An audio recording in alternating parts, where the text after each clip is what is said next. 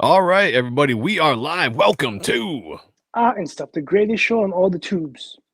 That is true. That is 100% true. By the way, we have Billy Tucci on tonight. We're going to be talking about Ran Revenge of the Warrior. And we're going to talk about some other things too. So stick with us. It's going to be a fun show. And Billy will jump on when he is here. And we're going to talk to you guys in about 2.3 seconds. I'm telling you, it is the definition between an entrepreneur and an employee.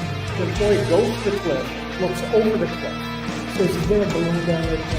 Will I be safe? What happens if it hurts? What if I land on my neck? The entrepreneur, they said, we need to jump off the cliff, backs up 10 feet to get a fucking run. This town needs an enema. Fuck.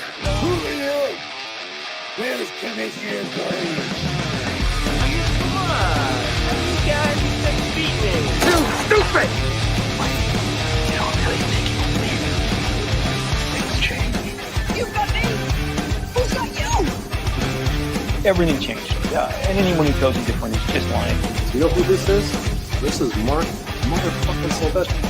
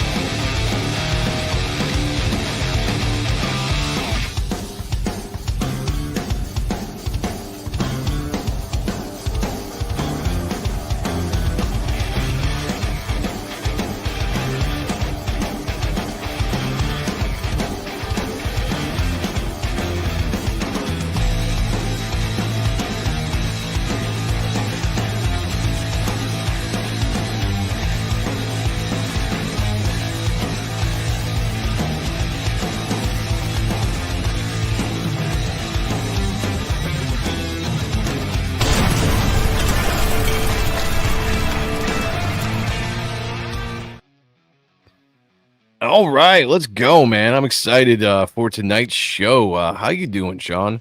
Doing great, brother. Had a very creative day. Did a lot of slinging of the lead, if you catch my drift. And I do. You know, every time I hear the opening to the show with Todd talk and see him do the inking, yes, I want to stop the show and just go draw.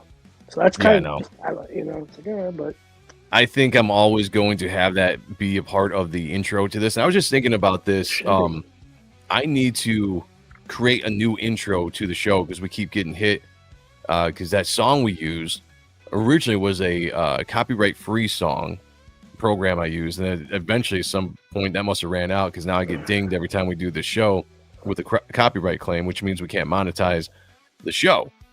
So I'm like, I need to do a different intro with a new song, but I always want to keep that Todd saying there because it's just such a great saying, and I love the beginning of that. I just need to find a song that hits the same coming out of that intro because it's just the song works so perfect. It's like, I don't want to get rid of it. Why'd you just use one of yours? Like I could, and I still might. Whatever you think works, go. I gotta find something that doesn't have the vocals. As much as I love my vocals, sometimes I think that gets in the way of an intro when you actually have words and stuff. Especially not everybody's into heavy metal, but they can kind of get into the jam if it's just an instrumental. So I don't know. We'll see. Welcome everybody. This is episode 263. This is the reschedule of Billy Tucci, who couldn't make it last Thursday. So we're hoping he can still make it this or last Wednesday. Make it today. I know he was streaming a little earlier, but when he jumps on here, we're going to talk about a few things. Talk about Ran Revenge of the Warrior, which is his newest crowdfunding that just crushed $50,000. I think it's up to $55,000 now. Awesome. Jump in there before it's gone. You don't want to miss these books. Billy is one of the best crowdfunding creators out there, a great guy, and he's just had a property that's stood the test of time for 30 plus plus years now. Yeah. I'll have to ask him when he jumps on here, like 30, 35 years maybe. So I can't remember the year that She came out. But was it 93 or 94? It was right around there because I know Image had already happened, I believe. Yeah.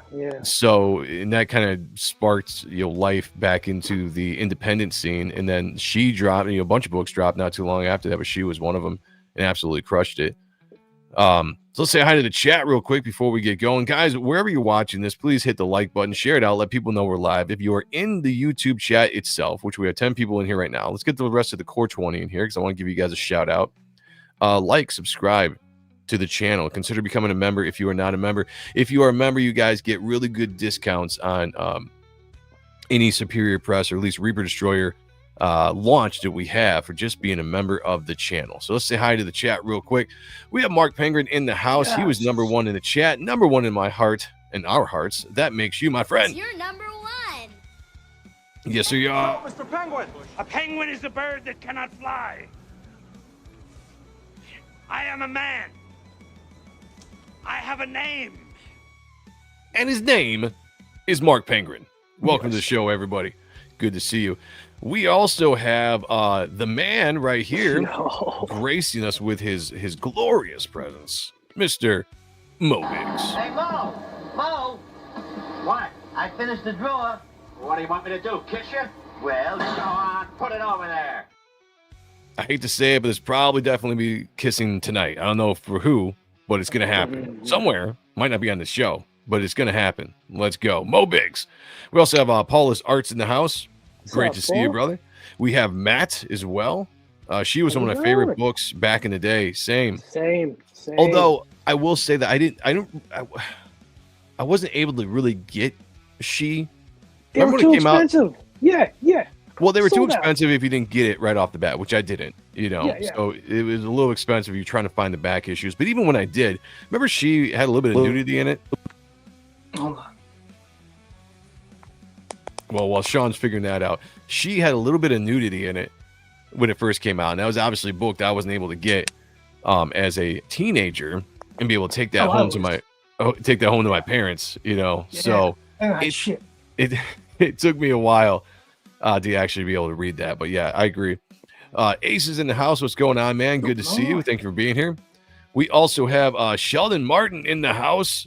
So good to see you guys. Hope you all are doing great. Same to you, my friend. Isn't new for me, friendo, but it is for Disney. Yes, it is. Let's go. It's good to be seen. Yeah, I like that. Scribe Comics is in the house. Says, hail Joe, hail Sean. Hail to you, bro. Hail to you. Hail to you. Gay is what it says. We got Duck Bacon as well in the house. Good to see you. Phenomenal talent, as we say. Go follow him on X, Instagram. You will be happy that you did. Wiley J. Draws is here as well. Yes. Great to see you guys. Bad Girl Era. Yeah, the start of the Bad Girl Era. I do believe that Billy holds that title. JD Kirby Dark Overlord. One of these days, I need to find out why YouTube doesn't let people have their handles anymore, and we got to go by the ats. So do me a favor. If you guys have been on the channel before and I don't recognize your name, put that in the comments so I know who you are. But welcome to the show. Thank you for being here. Appreciate you. We also have the Harbinger in the house. Good evening. Tips the hat. Good evening to you. Top of the morning to you, Governor. Yeah. Oi. No? Oi. No, something like that. I would get Wizard and wish I could get all of the cool comics. Pit, Evil Ernie, yes. Ripclaw, Spawn, etc. Yeah, same here. Wizard was great for that with the independent scene. I mean, especially stuff like Evil Ernie. Hell yeah. Huge in the Chaos Comics. Huge. Yeah, Chaos was really cool back in the day. Lady Death, obviously, Evil Ernie. Evil Ernie was just a fun, it was just a fun character. Yeah, the smiley face. In fact, because of that character, I used to draw smiley faces on my characters all the time. Not like Evil Ernie's, but I would always find a reason to put like an evil looking smiley face in somewhere in the books when I was drawing when I was a kid, because it was so cool. See, Smiley made me like think that Watchmen was whack because they had theirs. And I'm like, Smiley's just fucking so badass. Yeah. You know? Yeah, that was good shit. The Harbinger says, didn't She have a crossover with Daredevil? I got the versus Grifter comic. I've seen the Grifter one. I don't think I saw the Daredevil one. Yeah. Okay. I miss, when the Wildstorm and when Extreme Studios were doing a lot of the crossovers. I think before Top Cow jumped in, that was kind of one of the first periods where I was kind of in and out, of the comic scene. I was kind of drifting, doing other things, getting into girls, that kind of stuff, And so I missed Travis Charest art in that one. In that one specific, well, the Grifter one or the Grifter? Daredevil one? Oh, really? Grifter. Actually, I'll have to go back. It's been a while.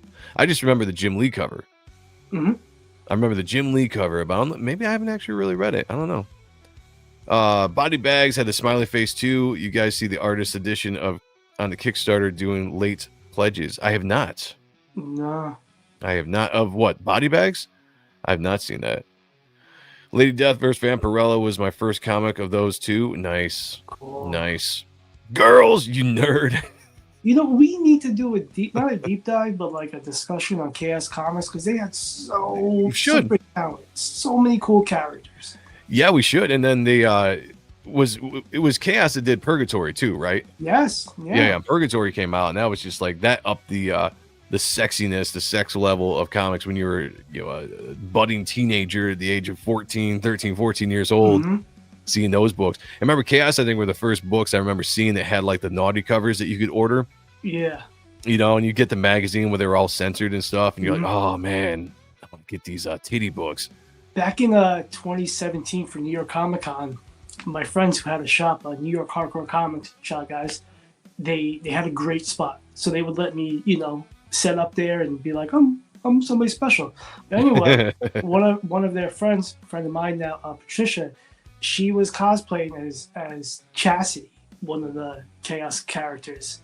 And I was like, are you Chastity? She's like, yeah, how'd you know? I'm like 30 plus years old. Like I grew up as, and she's like younger. Was she hot? She's beautiful. Oh yeah. Even better. I'll send you her picture of when she cosplays as Vampirella from the next day. Oh my god. She pulled it off? Because that's a hard costume to... She pulled it off. My nice. girlfriend at the time did not like me standing so close to her. I can imagine. We also have YSA in the house who just did a dope-ass Deadpool piece. Yeah. If you guys saw that. Very awesome. Very, very awesome. Good to see you, brother. Thank you for being here. All right. We got to wait for Billy to jump on. He's got other stuff going on, so I'm not sure. We're just going to stream and not keep you guys waiting. And whenever he gets a chance, he'll jump in and we'll go on that part of the show. Before we get going, though, I do want to give a shout out. He's not here. I was trying to wait to see if his name would pop up in the chat.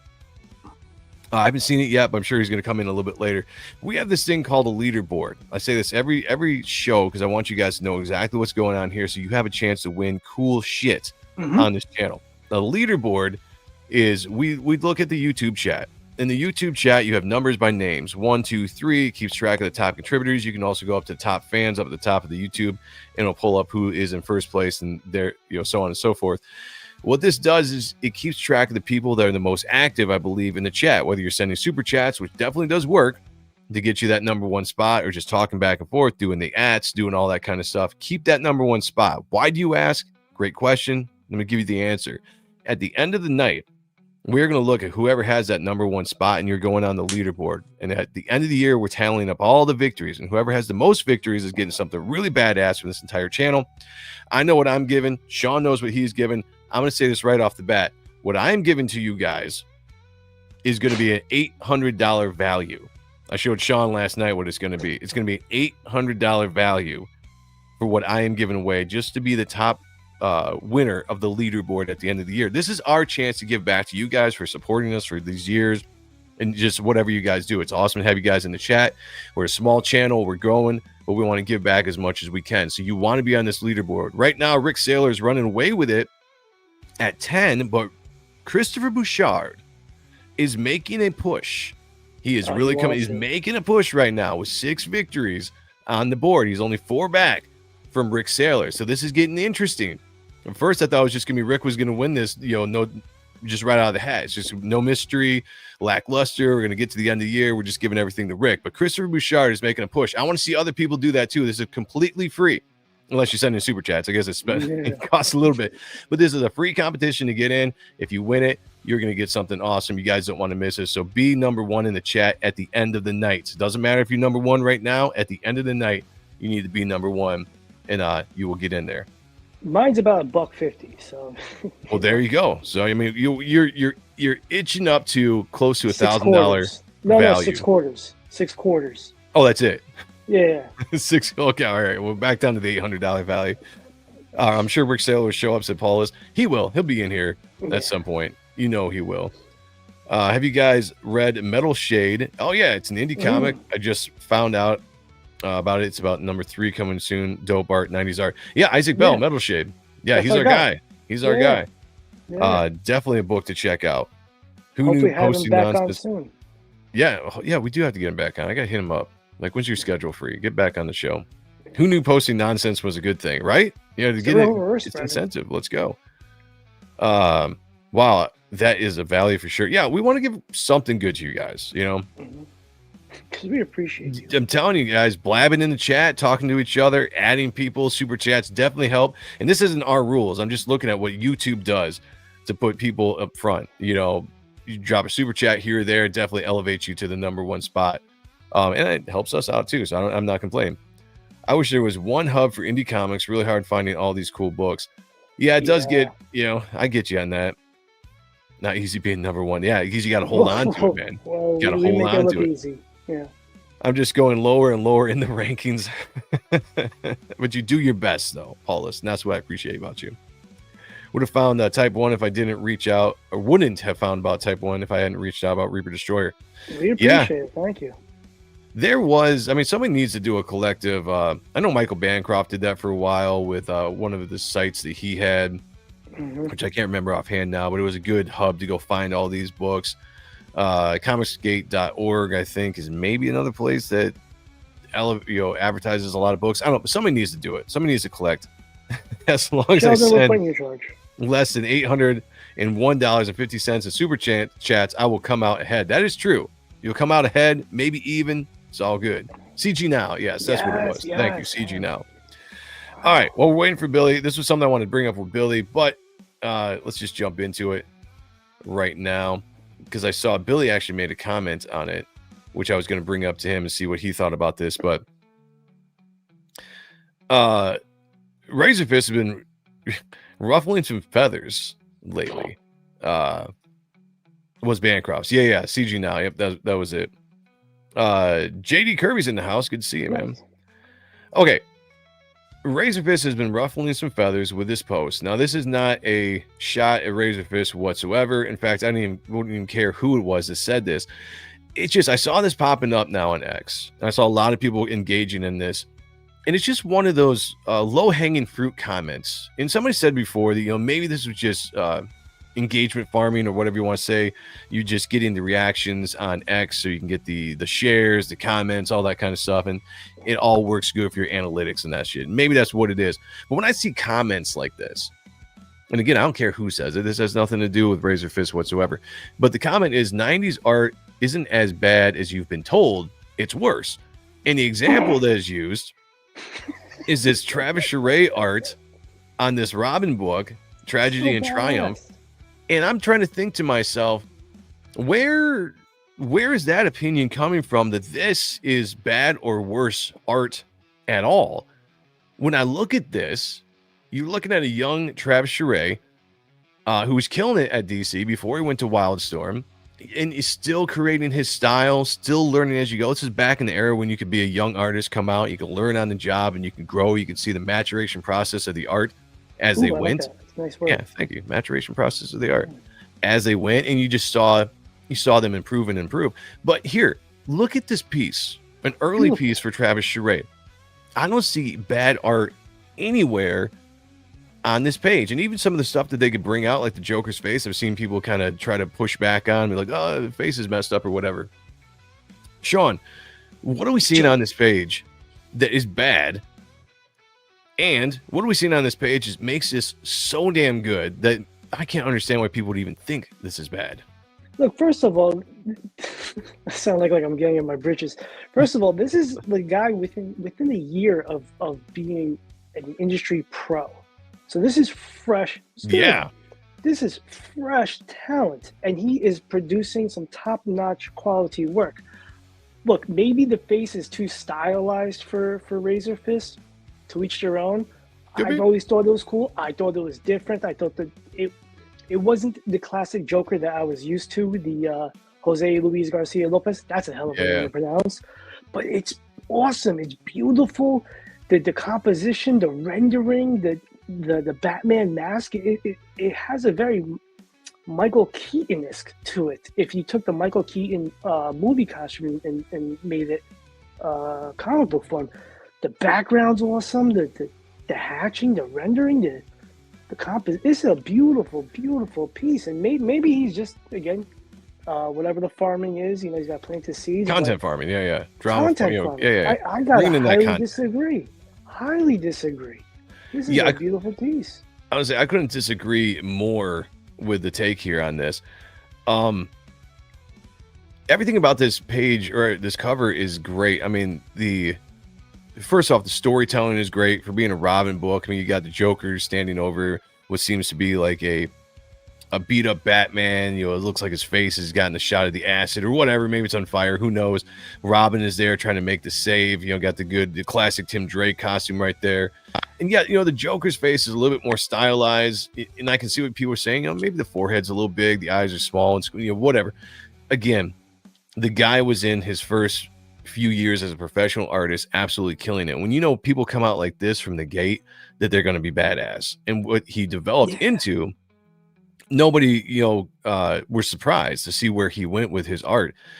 Same thing with Turner. When Turner came out of the gate with his first few issues that he would do, and then jump like a year later or whatever, and he's doing the Ballistic miniseries, you could tell right off the bat that dude was going to be a superstar just from how good they were right from the get-go. And Turner jumped from doing background assistant stuff to doing posters and cards, and then he got like the fill-in issue on Strike Force and then the Ballistic. Like, that's a fast turnaround. Yeah 93 was when this was published. YSA. Paul Sarge says it's Kishi at best. Kishi. I don't know what that word is. Kache. I don't care for it, especially considering what Travis became. No, fair enough on that, because Travis his art style evolved so much over the years. To look at the Wildcats, X-Men Wildcats book he did, it was just off the chart with that style. That's probably for me personally a top 3 most beautiful illustrated comic book ever. Yeah, it was amazing. Absolutely amazing. But there is something, I love Travis's early work, especially when he got to Wildstorm and he took over Wildcats. Like, that's some of my favorite work of his. Like, people say like, oh, he was kind of a Jim Lee clone. For sure, he was doing a house style, but he did it in a way. He had his own element to his art that made him stand out from Jim Lee, even though he had the Jim Lee isms. And it was, as a young reader, that was the kind of stuff that absolutely made me gravitate towards his style at that point. Dennis Kelly's in the house. Also, shout out to Tartan. Ninja's in the house. He said, I can see a little of what you're saying, or what they're saying. The Batman looks like it's a cutout. So my thing with this is not jumping into this and saying, let's pick out all the things that are wrong with it. Because the things that are right about this outweigh everything that's wrong about this. And we could go through and we could pick everything to death about anybody's art. You could go in and be like, oh, this is off here, this is off here. Again, we're not looking for perfect art. What does the piece do for you when you see it? What is the first thought when you look at something like this? What does it do for you? Does it make you want to pick up the book? Does it make you excited? Or are you just fixating on bad? I don't even see how people can consider this bad art. It makes no sense to me, considering some of the art that you see today, even some of the art that you saw during this time that DC was putting out. And you get something like this that's so stylized and so just clean and smooth. Who inked this? I don't recognize the signature of the ink. Or is that just he do it himself, Travis Charest? It looks like an S. Yeah, I can't tell. Because Travis is, he kind of tweaked his signature a little bit as he went forward. He always kind of had that, so yeah, I don't know. But 93, the way he's holding the Batman's cape, you got the cape and the head. I can't remember what the story was about, but I don't think this was actually Batman. If I remember correctly. I think there's something that goes into the story. I don't think that's actually... I want to kind of say it might be like a mannequin or something. But yeah, even some of the things that are off. Oh shit, StreamYard changed that up. That's weird. So how do you get to that? Oh, like that. We got the guy we were just talking about, Christopher Bouchard's in the house, dropping another $10. He is really going for this #1 spot. Somebody tell Rick to be on the lookout. Says, hello, Joe, Reaper Destroyer, and Sean, Type 1. Hello to you, Christopher Bouchard. Good to have you here. Thank you again for the $10. Very, very generous of you spending your hard-earned money on us. If you missed it, Chris, we were talking about what everyone's going to get at the end of the year. We just lost Sean. He'll jump back on. At the end of the year, the victory for the leaderboard is what I'm giving is going to be $800 value is what I'm giving. I know Sean's going to put in something. I think he's valuing about 125 or so. So it's going to be a very, very good piece or a stuff. It's going to be very good stuff to get for winning this victory board, leaderboard. Do your cover of Shakira's Underneath My Clothes that you didn't do. No, that you did. Underneath my clothes, there's something. All right. There, that's it. That's all you get. Copyright strikes are nuts. I filmed singing in the rain for my TV, and Facebook got me. Well, Facebook is weird. Yeah. Facebook they'll drop you for anything. They're stupid. Yeah, the bad girl era. Let's go. Am I going all the way back to the top here? Maybe. Oh yeah, I did. Sorry. Okay, there we go. I was trying to find Christopher's super chat there. Threw me all off. Turner Fathom was another good book. Female-oriented lead and beautiful women. Facts. Beautiful book. Right up there with Witchblade and Tomb Raider. I agree. We got Richard Gradwell in the house. Says Scott Hannon. Oh, thank you, brother. Okay, that makes sense. Thank you. Good call on that. That's why I love the chat. So Scott Hannon inked this piece. We'll go with that. That works. Dude, Wildcats was amazing. Hellspawn was one of my favorite bad guy characters. That design was crazy. I was so happy he fought Superman in New 52 and was very wasted. It was a very wasted potential with him. Yeah, I hate all the stuff that came in DC, but the original Wildcats run that was in Image in Wildstorm, I absolutely love. So I'm right there with you. Black Spiders in the house. What's going on, man? Good to see you. We got the time scales as well. Look at that. Nice. A lot of people coming in here. Good to see you guys. I like how the foreground disguises as the mid-ground. The closer the Joker appears to move to the mid-ground, it's blended well. Yeah, I think it's great. Yeah. I think it's for all the art that you could have picked in the 90s that you could have actually used as a good example of bad art, because there was bad art in the 90s. You know, we sit here and we praise the 90s all the time. You guys know that if you follow this channel for as long as you have. But we're not saying that the entire decade had amazing art through and through, and every artist that was drawing did this amazing stuff. There were some stinkers. There was definitely some bad art out there. But to use this as an example for bad art, I don't get it. One bit. Petty.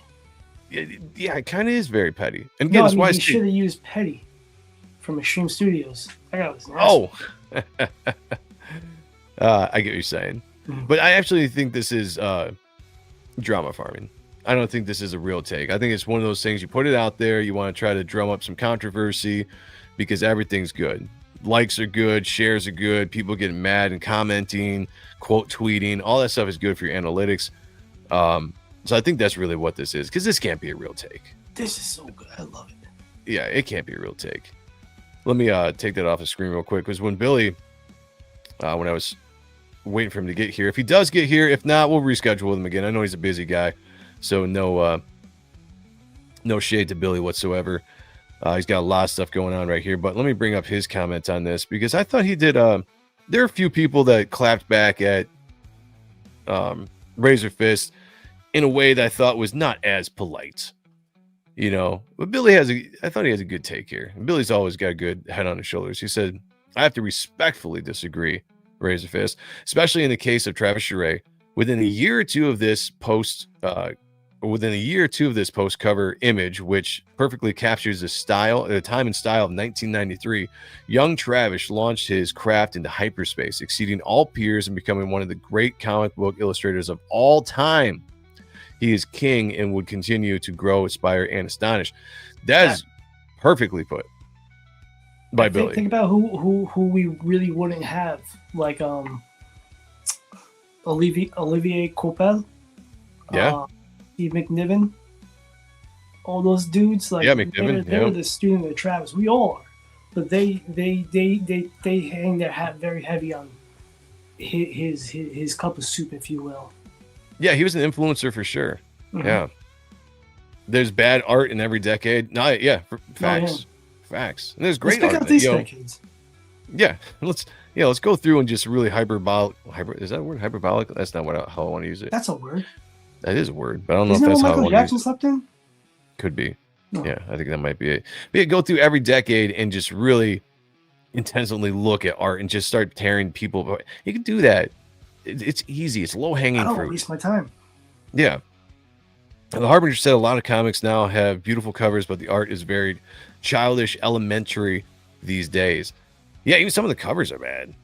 In fact, a lot of the covers are bad. A lot of covers. I mean, look at Marvel.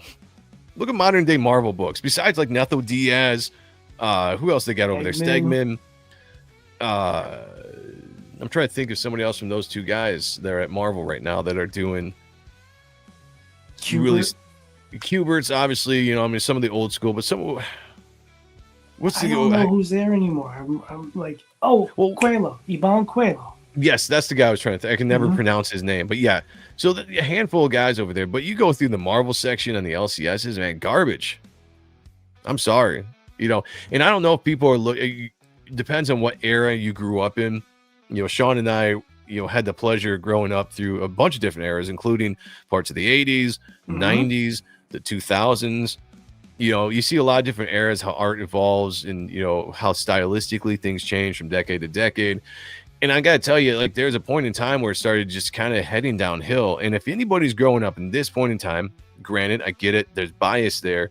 But if you can actually look at the art that's on the shelf today, the stylized digital art, no offense to digital artists out there, digital art. Awesome.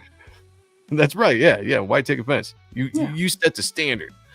But if you look at it and think that is like pure art for comics these days, and that's what you're going to compare things to, and then you want to just go back and bash the 90s because it's just, cool to bash the 90s, whatever. Like I said, low hanging fruit. Find something better than this, man. This is a complete ratio, in my opinion. Case in point, if we'll do this era this week or the past 2 weeks. Marvel released images for what was it, Ultimate Daredevil? Oh yeah, just horrible. Look it up. Horrible. Who knows? If Billy doesn't show up tonight, maybe I'll bring that up and we can talk about that.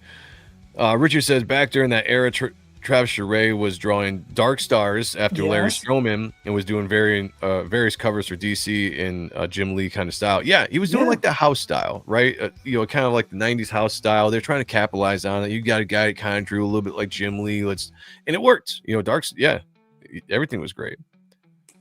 YSA says, however you pronounce that, is one of his favorites. Yeah, he's one of the guys I like. Yeah. One of the handful of guys I like at Marvel. Otherwise, a lot of it's garbage. Mm-hmm. Too bad with the goods, or take the bad with the good. It happens. I also think that everybody is. No. There is too much judgment on art these days. Mm-hmm.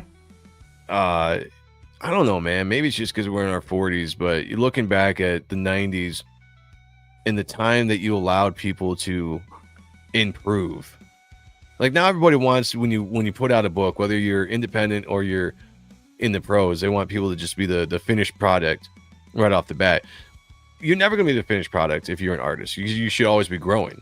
Mm-hmm. So like that's never going to be a thing. But it sucks to see people like dog on certain art that might not be perfect, but it's not bad. I mean, there's bad art there. I mean, we can bring up that Daredevil, Ultimate Daredevil, or whatever. That's bad art, in my opinion. It's not even to me like a stylistic thing where I'm like, oh, I don't like the style. To me, it's like something you look at. If you could compare art and compare it to somebody like, say, like this looks like a kid drew it. Doesn't matter if the storytelling is good. Arts for like a Cartoon Network show. Yeah, it's not good. is, not good.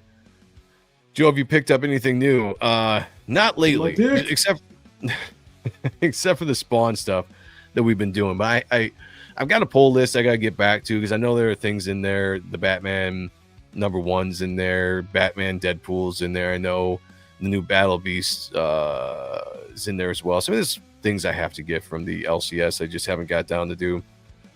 Covers are almost all Marvel has good for art these days. Yeah, it's because you want to go cheap with the interiors, that's the meat of the book. I would rather have a bad cover and a meaty book, than the opposite way around. No quality control, but what's the latter now? Step stool. Yeah, I like that.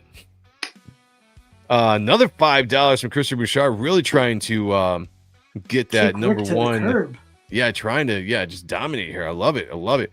Says I just got some vintage Kerner Batman.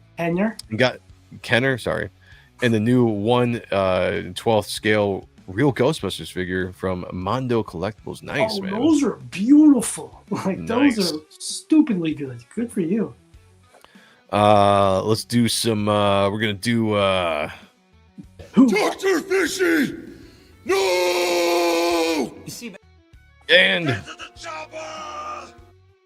there we go. Thank you, Christopher Bouchard. We appreciate you.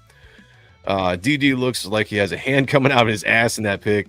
No consideration or for composition. Yeah, let's just bring it up. Fuck it. We're waiting for Billy to get here if he shows up.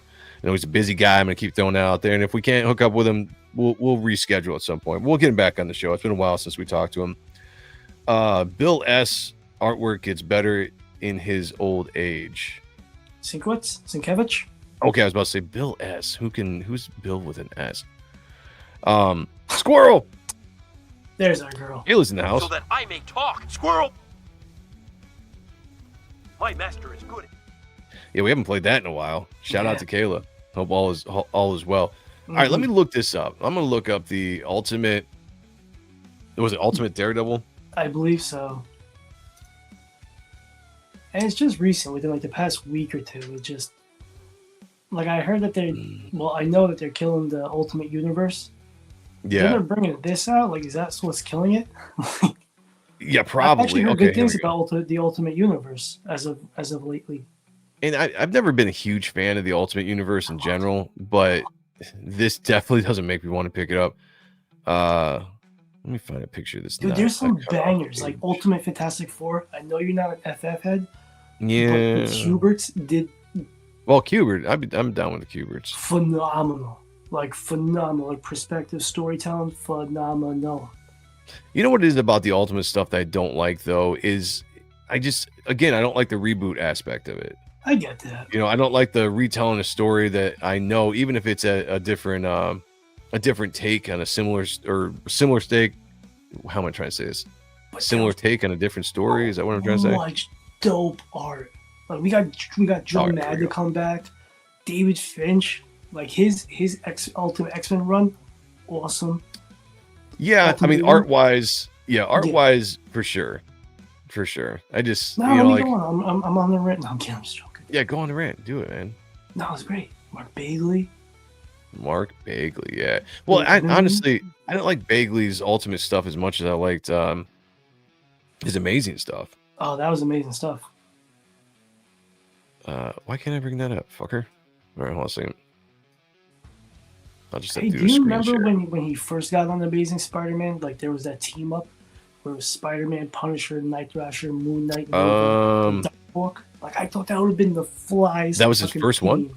Yeah. Yeah, it was badass. I didn't realize that was his first one. They made that a team.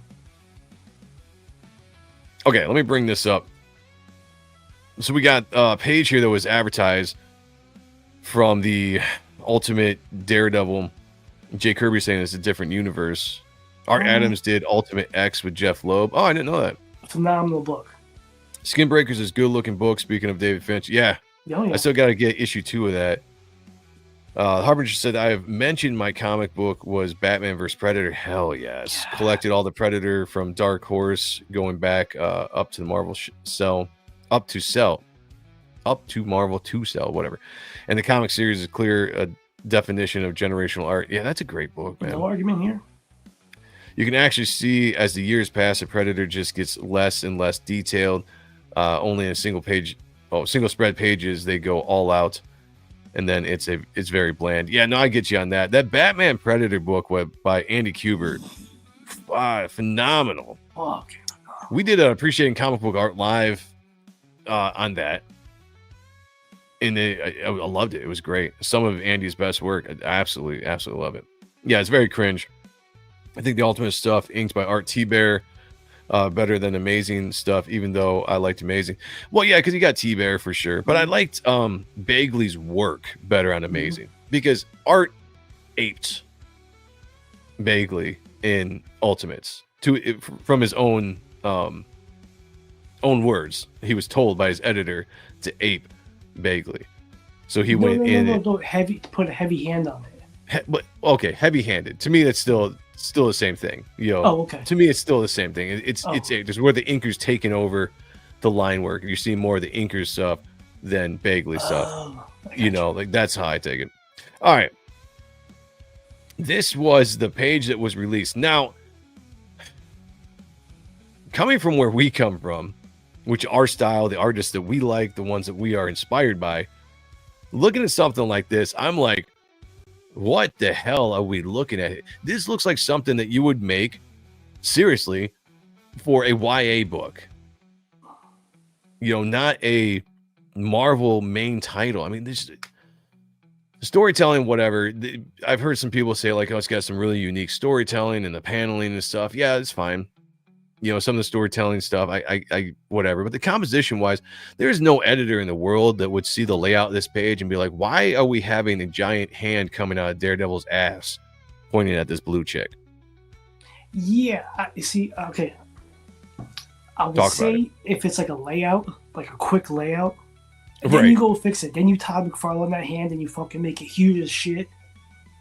Separate it at least, right? Yeah, of course. Yeah, separate it in a panel. Just laying it out just so you can get like this is the idea, and then I'll tweak it and fix it. Yeah. Man. There's no saving this page. Universally, I've seen people hate this unless you get to like the newer age art snobs right now. They were like this is amazing art. Anybody that thinks this is bad doesn't know comic book art. And I'm just like, all right, you can't talk to those people. Yeah. Anybody that thinks that this is amazing art and think it's like essential comic book storytelling, and you just are too dumb to understand comic books and comic book art, you just can't have a conversation with those guys, because this is beyond me just saying like I don't like this style. This is just, there is nothing interesting about this page. It is more confusing than anything. The fact I don't mind characters overlapping panels when done correctly. It can work. Oh, cool. Yeah, it can work very well, but this doesn't work for me. Daredevil's, 3/4 of this page, pooping out a hand, stepping on this chick's legs. You know what I'm saying? Like, it just, nothing about the composition on this makes any sense. And then you've got the panel breaking where he's basically trying to point your eyes and where to go or direct you. You've got them using the panels as props, which again can work. If you guys read Reaper Destroyer in issue 4, page 4, I've got the Reaper Destroyer and one of the Shock Trooper mutated monsters standing on a panel, but it's stylized and it works, works within the scene. Nothing about this works. And Daredevil, I'm like, you're going from panel to panel, swinging and kicking somebody, but you don't show anything in the background to where you could even imagine that there's a pull for him to swing. It doesn't, I don't get it. I don't like it. I just saw that hand on the right doing the pointing down. Like, that's just lazy. That's unneeded. Yeah, that's what I'm saying. Like, it's almost like you're like, hey, read it this way. You know what I'm saying? And like, she's jumping over something in the panel. We have no background.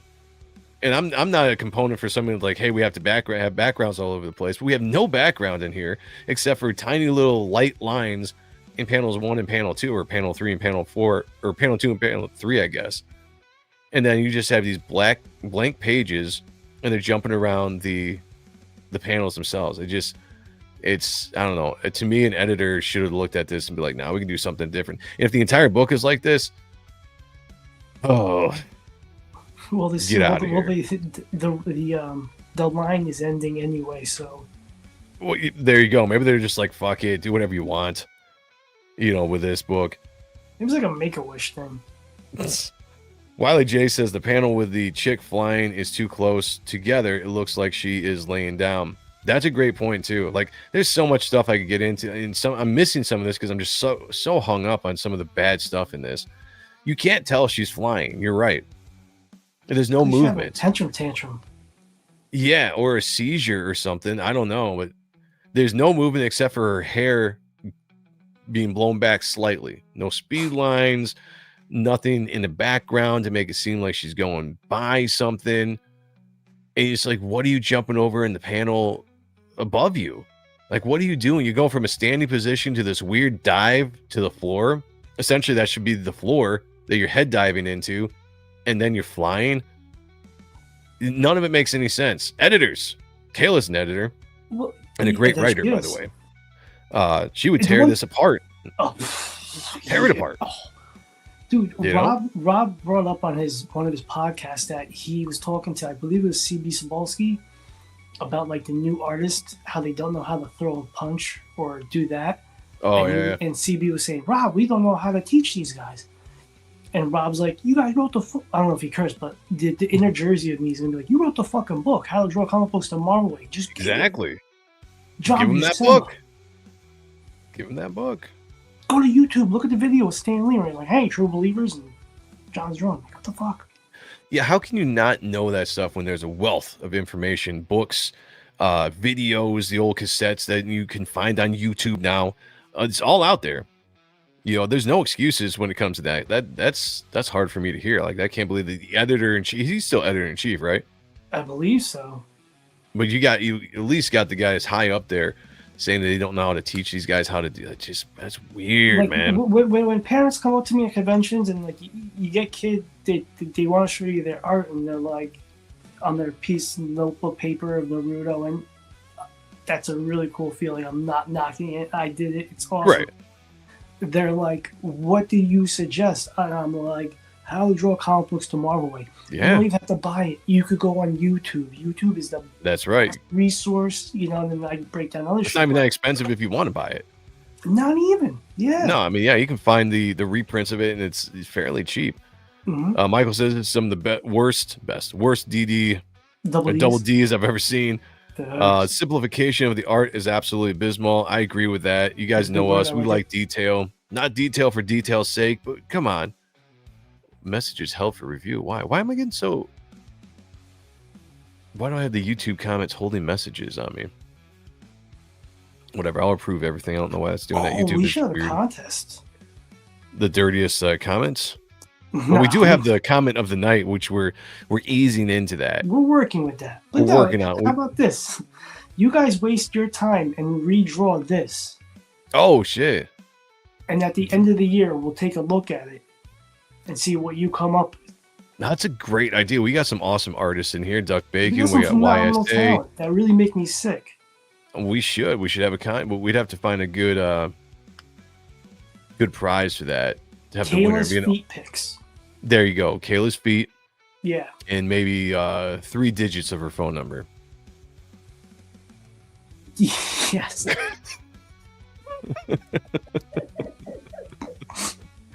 The Harbinger said this panel put this panel up against anything Alex Ross in the old school versus the new school.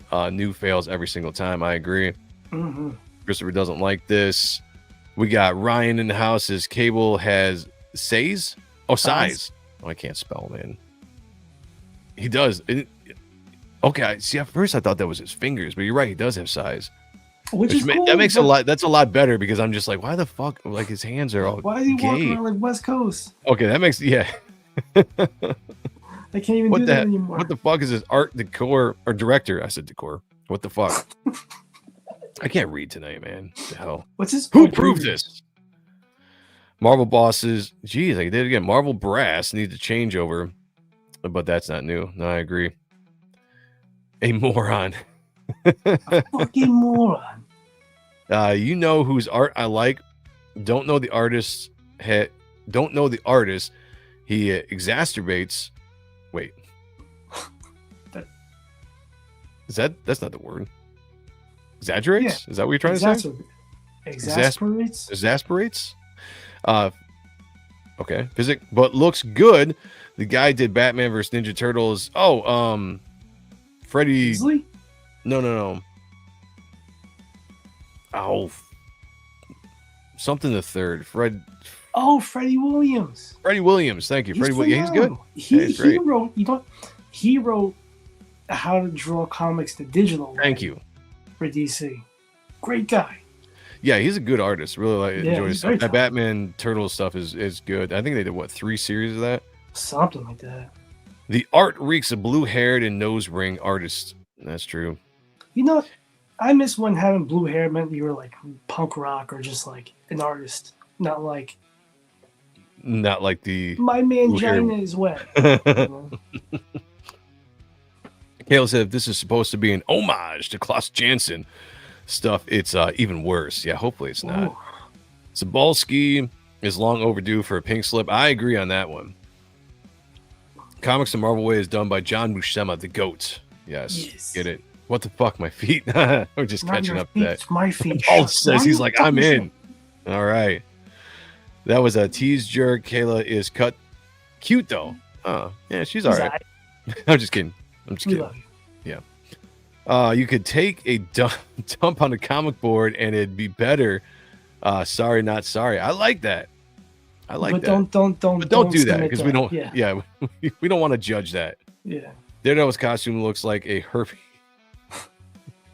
Yeah, what's up with the DD on his chest? It's like a UN. I don't get it. None of this I get.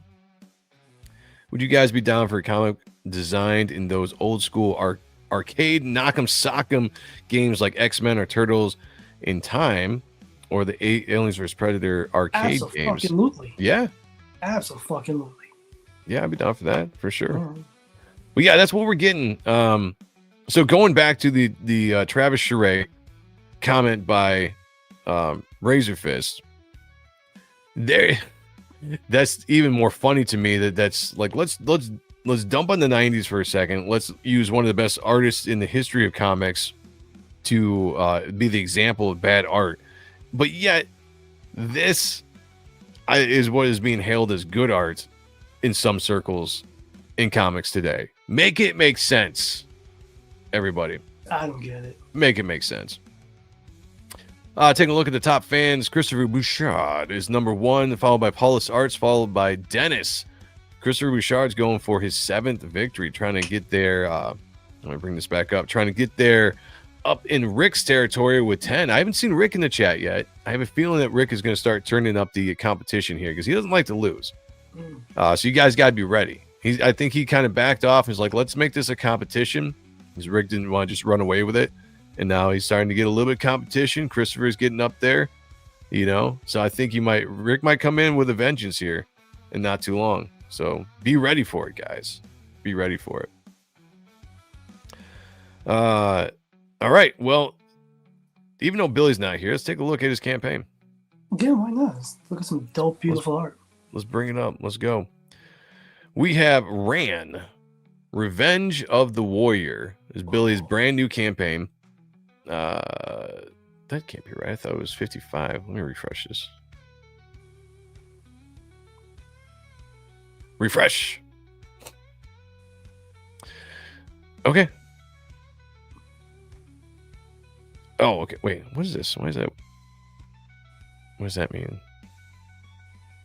Oh, unlocks at 55,000. Okay. I'm still getting used to the whole new Indiegogo. So he's at 50,152. 16 days left. Get in here and back this thing, guys, before it's done. I don't know if this is going in demand or what.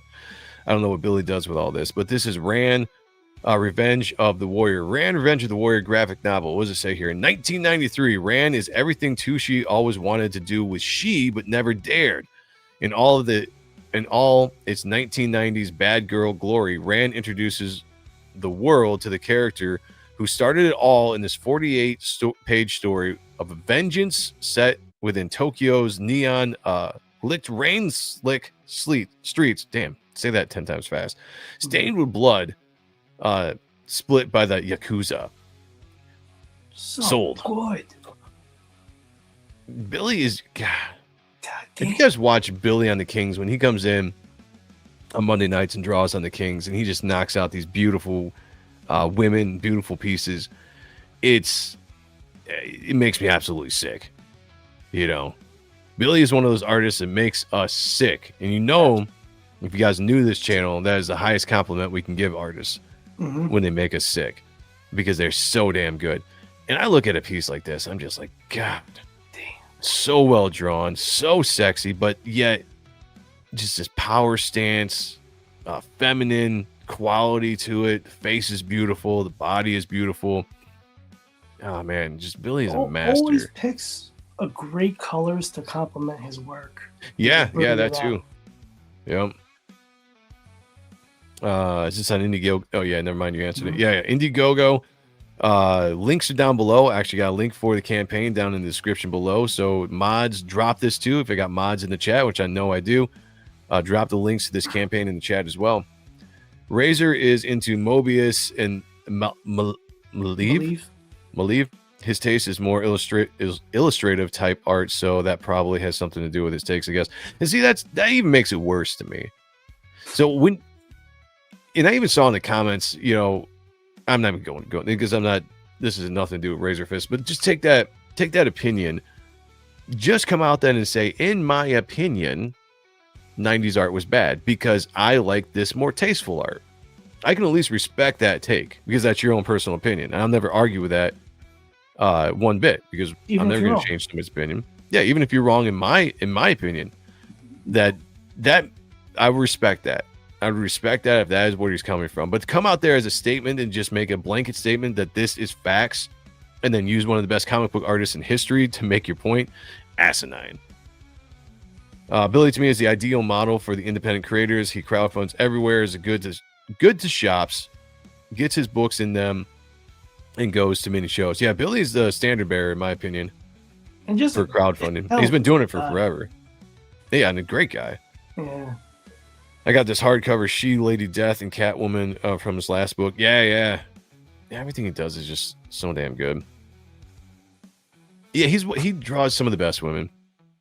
Yeah, he just gets better at it too. It's like he hasn't peaked. You know, Billy's another one of those artists that he hasn't peaked. He's still getting better and better with every book he puts out, every image he does, and he draws these things so fast. Like I said, go to the Kings and see what he can do in 2 hours. He can knock out cover quality art like this in like 2 hours. It's amazing. Black Spider says Billy's like wine, the older the better. There you go. Yeah. Tell Billy he needs to be careful when you knock out beautiful women. You can go to jail for that these days. That is true. We gotta be careful on that. Sexy but deadly. That's the whole bad girl craze. Let's talk about that for a second.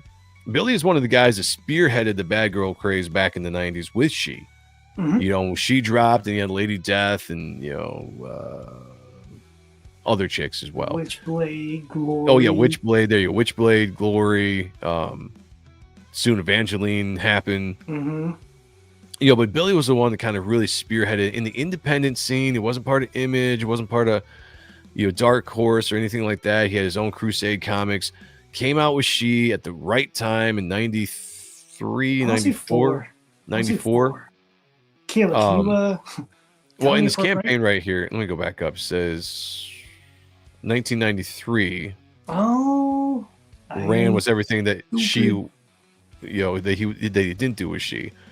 So yeah, 93, 94. But he comes out with She, and it was just a breath of fresh air. You know, you had the great design of the character. It was a violent comic, had a little bit of nudity, nothing gratuitous, but it just had something that the other books weren't giving you at the time. And it was great quality for independent book, you know, and it started this bad girl craze. Because why? Everybody likes sexy women that do badass shit, you know, and not in a Mary Sue way, not in the kind of way that we have nowadays where someone's going to try to, you know, put that forefront. It's like, no, this is how you do it with a female character. Yeah, Vampirella. Thank you. Yep. There's another character, Vampirella. This is how you do it, though. Sexy women that the guys like, the girls like, Because think about it, guys, we want to see this, whatever age you are, especially when you're a teenager, you want to see this kind of stuff, and just, jerk off to it or whatever you want to do. Get your favorite sock out, do your thing. But you want to see you also get into the stories. That's a fun thing about this kind of stuff, is being a guy reading comics. I never needed to read books and be like, oh, I need to have a character I can see myself in, I can see myself in she, but it was more or less, it's just sexy chicks doing their thing, kicking ass, that is awesome. We missed that today, and I'm glad that Billy is still doing stuff like that, and we need more of it. In fact, I will give you more of it, and that's a story for another time for next year to be on the lookout for. Kayla knows what I'm talking about. We got Phil in the chat. Lobo. What's going on, man? Good to see you. Yeah. Probably don't want it to be your favorite sock. Well, you know how that goes. Lady Rawhide, remember her? She was popular for about 30 seconds. I don't remember. I have that book. Rawhide. I think Adam Hughes did a cover. Oh, nice. So I was really hoping that we could get Billy tonight, and maybe we'll have to reschedule with him at some point. But I wanted to ask him I wanted to go a little bit more in depth with this from the creator himself. But I'll just read what we have here. There's a lot of big words in there, so I'm a little scared. But this is the character that he wanted to do before She. Like, this is the inspiration for She. So this is going to be a little bit more violent than what he was actually putting out in 93. So Tokyo, 1993. Neon danced over the red, slick streets like electric ghosts, casting red and blue veins through the fog. In the underworld's bloodstream, heroin and horror flowed freely. The Sumokaya Yakuza clan of the Yakuza tightened their grip on the city's, I can't pronounce that, Kabakachi, whatever, district. Kabakachi? Yeah, we'll do that. But behind the veil of tattoos and honor guard codes, some foreign, I can't read this. Something foreign had festered. The Wolf. Barry Michael Wolf, 52. Scarred Vietnam veteran, I can't fucking read tonight, who rides a chopped Harley through that word like it was a jungle trail, a caravan of ex-pat killers and degenerates flanking him. American biker veterans displaced by war, bound by blood, and now deeply rooted in the trafficking white powder. You know what I'm talking about? Impoverished young girls from across Southeast Asia. The Wolf, followed by Bushido,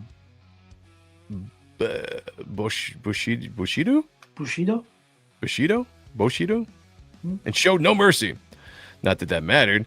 With a blood oath of loyalty to the Sumu Kaya and vast Western connections, his partnership with the Yakuza proves incredibly fruitful. After all, money brought silence, influence, and above all, power. But not everyone stayed about. Ran Moban. I don't want to read this. This is horrible. Kayla needs to read. I need Kayla in here reading this. I could do a Kayla. Okay, let's do that. Yeah, let's do that. Where do you want to start? Let's start right here. Leonardo Aldereti's racy variant cover. Orphaned at 8, Rand fought for survival in the shadows of Kamigaxi's back alleys. Captured. I can't believe she was captured. She was fucking spearheaded. Captured and sold at 12.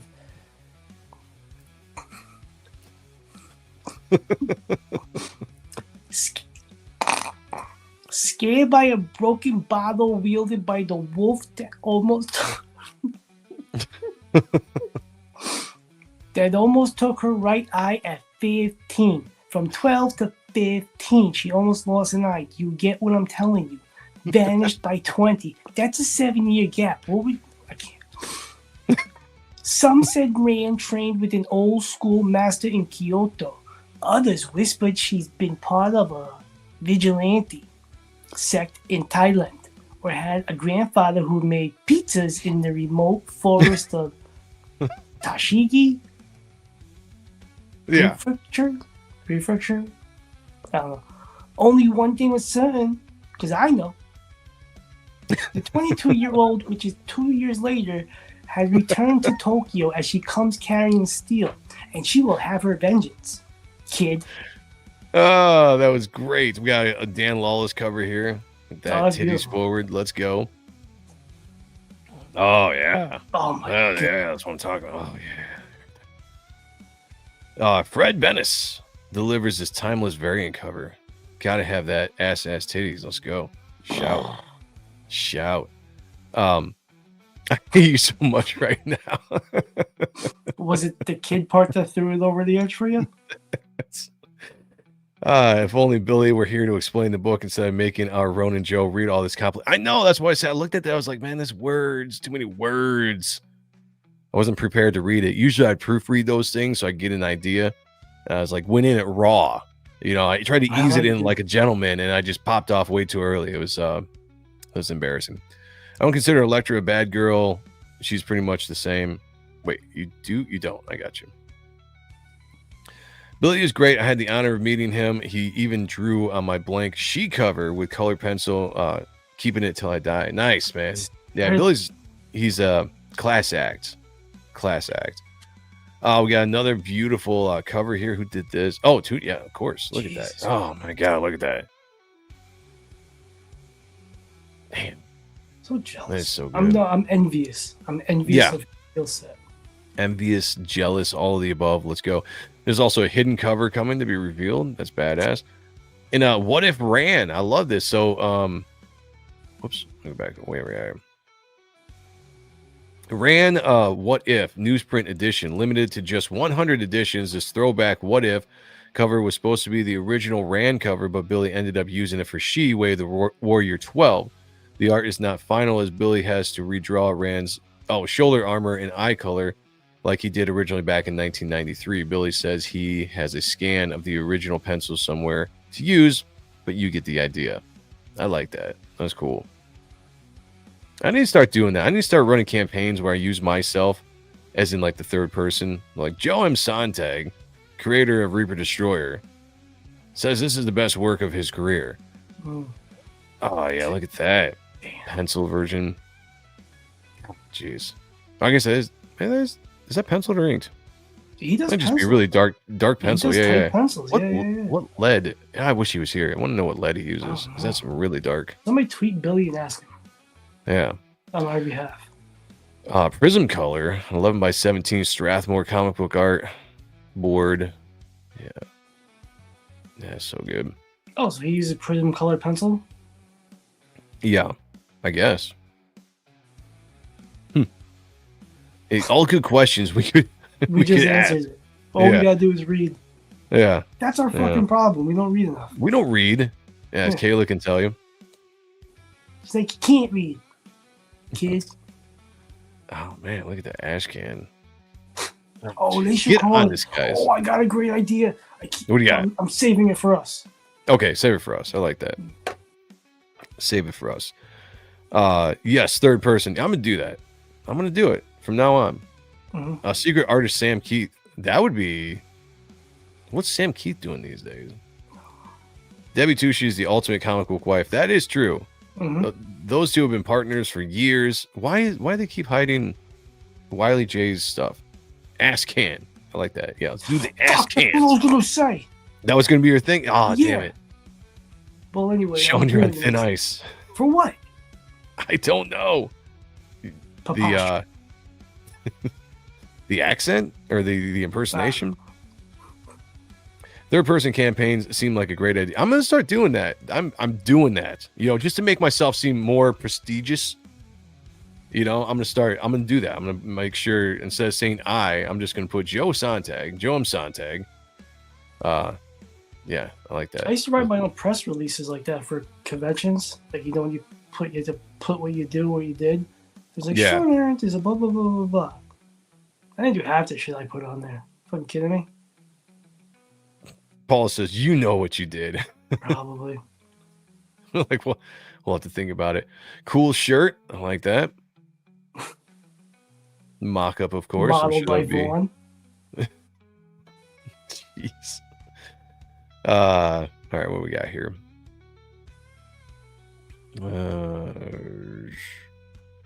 Okay, just a lot more about this. And there they are, right there.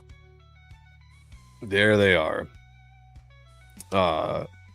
Independent Comics power couple.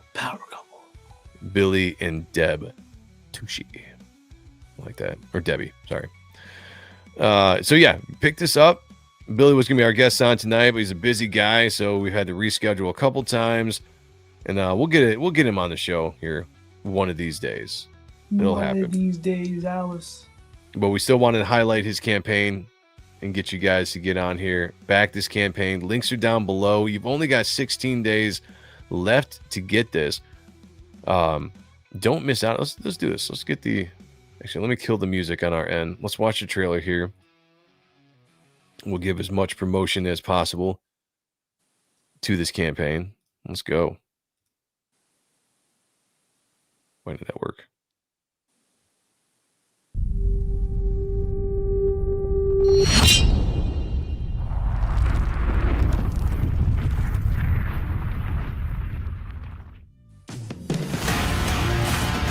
Okay.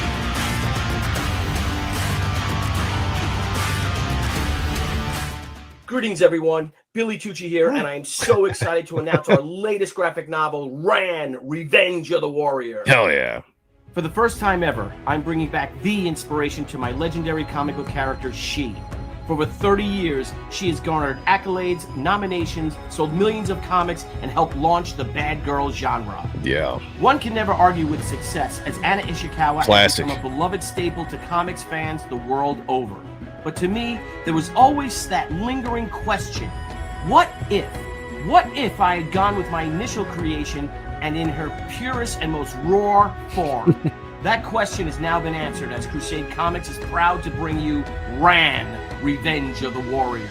Set in Tokyo, 1994, Ran commences a one-woman war against a sadistic gang of drug-dealing, human traffickers. In other words, it is everything I always wanted to do with She, but never dared.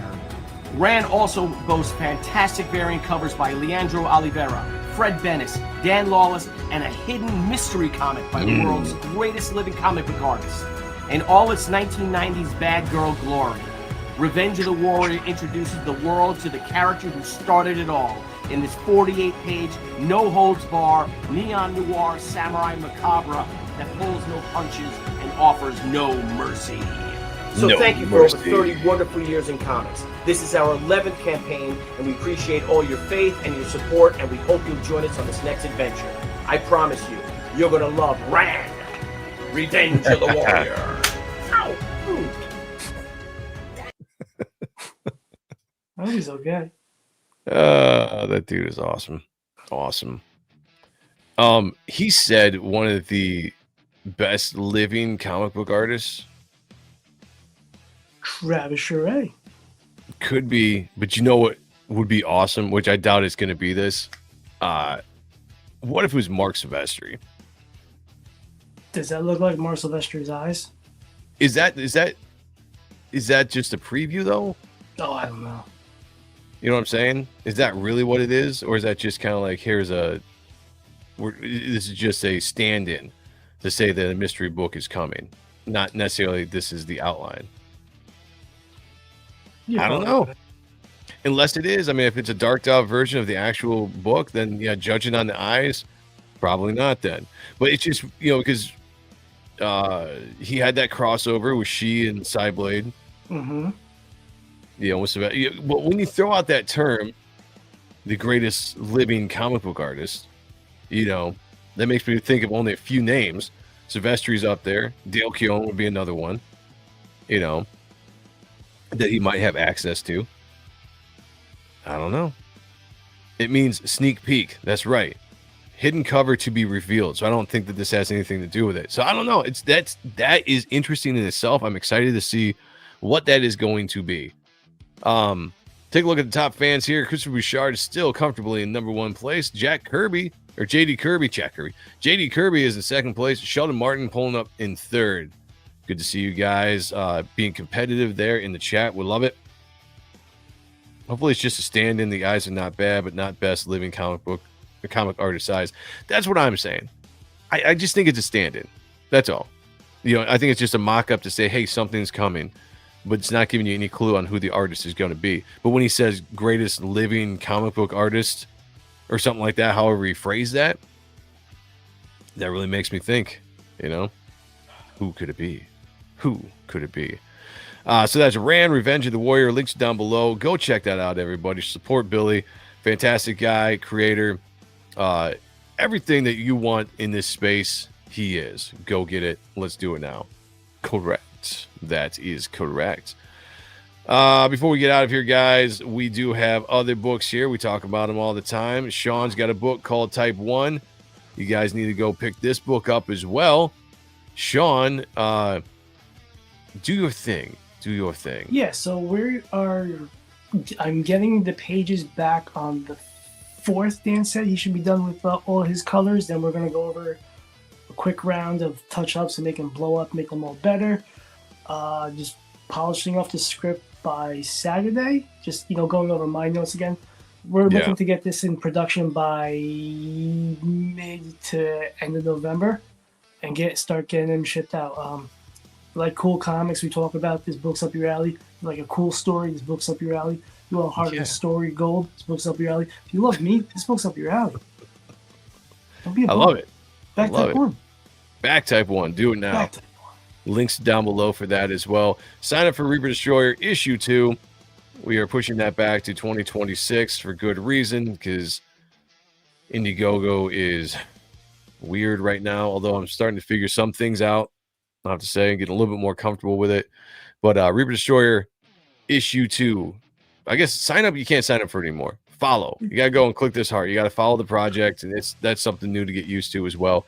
But this book is gonna kick major ass. We're gonna jump into more of a fantasy element to issue 2, more so than we did issue 1. Gonna really expand into Matt's background a little bit. We're gonna find out more about Matthew Walker, which should please a lot of people out there. As well as we're going to find out what is going on in Antarctica now that Victor has resurrected the ancient Vanessa, one of the most evil, diabolical, powerful elements. Not elements, that's not the word. Powerful entities, that's the word I was looking for. Entities in the entire universe that could be hell-bent now on destroying all that is living. Check this out. Don't miss it. I might be launching it on a different platform than Indiegogo, but for now, go over there and follow it, and then keep track of me, and I'll let you know what's going on in the future with that. Up our alley. I like that. Let's go. Hope to see a new full artwork of Reaper Destroyer soon. They're coming. I'm working on some stuff. Working on some stuff for sure. I'm gonna get more into really advertising this book the closer we get to launching. Now that I pushed it back, I'm gonna take a little bit of a slow burn. Gives me a little bit more time to work on stuff. So here's my plan. I've just been tossing this around in my head, but since you guys are here, we only got 12 people here watching right now, so let's just jump into this. This is exclusive for you guys' ears right now. My plan on pushing Reaper Destroyer back to 2026, probably sometime in tax season, sometime around then. I'm thinking about launching. Until then, though, I am going to do a couple things. I didn't think I was going to have time to do an ash can, because I was originally going to just jump right into doing Reaper Destroyer issue 2. But now it kind of gives me a second to kind of do what we did last time, Sean, where we had the preview of the ash can, and then we went with the book, months later, a year later, however long we did that. I'm going to do that. We're going to release a Reaper Destroyer issue 2 ash can at some point that will be exclusively able to pick up on the Superior Press Comics website. And then I'm going to do a 10-page preview book. So the ash can is going to be black and white with script, just like we did last time. Black and white with script, maybe a special foil cover or something like that for you guys to pick up of issue 2. And then we're going to do a preview book. And I got inspired by the Darkness preview book that just came out from Top Cow from San Diego Comic-Con. So I'm going to do a 10-page preview book, just by pencils with full script. That's going to come out after that. So leading you up to, I think I lost Sean there. He's frozen. I'm right here. Oh, you look frozen, dude. I thought for sure that you were in a different world. I'm looking at the screen. All right, I like that. Then we're going to do a preview book, 10 pages, full pencils, full script, coming out not too long after that. Gearing up and getting you ready for the launch of Reaper Destroyer issue 2, which may be on this website. So keep an eye out for that. But that's kind of my plan for the rest of the year. And I don't know, what do you think? I think that's good. I think that's get great. people I think excited. doing the ash can again and doing it in that method, like you're talking about, like how Top Cow did, fucking awesome. Yeah, it'd be something new, something for collectors, you know. And then when the full book comes out, the full colored version of the book comes out, you guys will already have an idea, the first 10 pages. If you get the preview book, and you'd be jump right in. So yeah, it's something we're definitely going to do. And those will be exclusive to this website, superiorpresscomics.com. There's links below for that as well. Yes, please follow that tonight. Please do that. Find out why Vanessa's rack will destroy mankind. Well, mostly men anyway. That is true. Are ash cans usually black and white or colored? I haven't heard of them until a few years ago. They're usually black and white. They can be colored. I've seen some, I think, that are colored, but they're mostly black and white because it's just a preview book. Originally, they're designed to just be cheap books that you could pick up at conventions that were previewing a book that was coming out the following summer or something like that. You know, just cheap paper, all that kind of stuff. Our ash cans that Sean and I do, they're a little bit more prestigious. Yeah. Yes, they're black and white. They got full script, but you're going to get a nice cover, you know, nice paper stock, cardboard stock cover, you know, maybe foil, you know, they're going to be nicer. And then I'll probably release cheaper versions of those ash cans down the line once the campaign actually hits. But these are all for collectors. I'm always thinking about the collectors like us, what we get into. So yeah, they'll definitely be worth it to get into. They'll definitely be worth it to get. Where is this? So superiorpresscomics.com. Here you go. You can check this out. This is my website. Go sign up for the book or follow the book. Links right there. You can pick up back issues, the limited runs of Dale Keown's cover, my cover, the black and white edition of the book. We got some of the ash cans left. I think only like 10 of both the foil and the gold cover. Gold foil, silver foil, original artwork. You can check out. You can also grab shirts. We got a bunch of shirts here. I'm probably going to add more shirts as we go. I got to design some more. But you've got Dale Keown shirt and Oliver Isabedra, Chauncey Blakey. Shout out to Chauncey. Different versions of the Dale shirt as well. And a hoodie. You want to grab those up.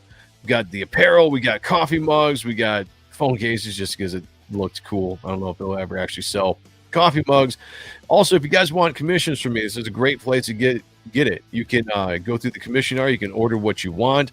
You can also send me a message for the custom details and all that kind of stuff. But everything that you need is here in this website right here, and be on the lookout for comics in the future as well. What we got here? Oh, my bad. Team Ashcan, let's go. I like that. Bloodbone Ashcan was an A+. Yes. Ashcans are great. Yeah. Sean started the trend, and I'm giving him the props. Because we did the ash cans, and Sean did it first, and then I did it after that, and then all of a sudden everybody was wanting to do ash cans because it's awesome, it works. Trendsetters is what we are here on the Ronan Joe channel, but most importantly, Otten Stuff, the OG show. Let's go. All right, everybody, we're going to jump out of here. Christopher Bouchard, welcome to your 7th victory, my friend. Closing in on Rick Saylor. Somebody tell Rick Saylor he's got some major competition, and he's going to have to show up here on the next show to try to get some space going there. So let's go. Christopher Bouchard, shout out. Got the victory tonight. I didn't see a comment that was worthy. Sorry. Not going to shout out to everybody, but we do the comments of the night. I didn't see anything that was exactly worthy for a comment of the night. Work on yourselves. We'll keep working on that. And maybe we'll get you next time around. Until then, everybody, be good to each other. Take care of one another.